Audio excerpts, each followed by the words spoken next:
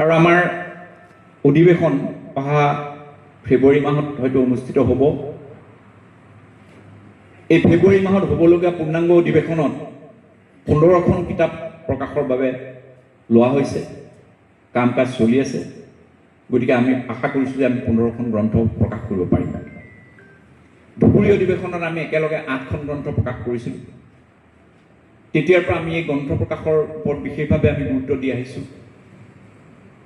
আৰু গুৱাহাটী বিশ্ববিদ্যালয়ৰ আধুনিক ভাৰতীয় ভাষা আৰু সাহিত্য অধ্যয়ন বিভাগৰ গৱেষক ছাত্ৰ ছাত্ৰীসকলৰ তৰফৰ পৰা 2জন ছাত্ৰ ছাত্ৰীয়ে সম্পাদনা কৰি প্ৰতি বছৰে সাহিত্য সন্মিলনীৰ নামত একোখনকৈ গ্ৰন্থ প্ৰকাশ কৰি আছে। এইবাৰো তাৰ প্ৰস্তুতি চলি আছে। গতিকে এই ধৰণে আমি অসমীয়া সাহিত্য সন্মিলনীয়ে অত্যন্ত আৰ্থিক দুৰ্যোগৰ মাজতো আমাৰ কাম কাজ চলাই যাবলৈ চেষ্টা কৰিছোঁ। আৰু তদুপৰি অসমৰ সামাজিক ৰাজনৈতিক ক্ষেত্ৰৰ গুৰুত্বপূৰ্ণ বিষয়বিলাকত আমি বিভিন্ন মহাবিদ্যালয়ৰ সৈতে যোগাযোগ কৰি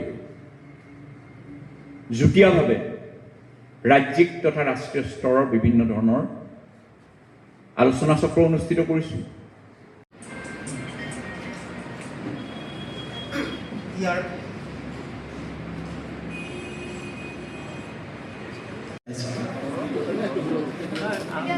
সকলো পিছলৈ আহক।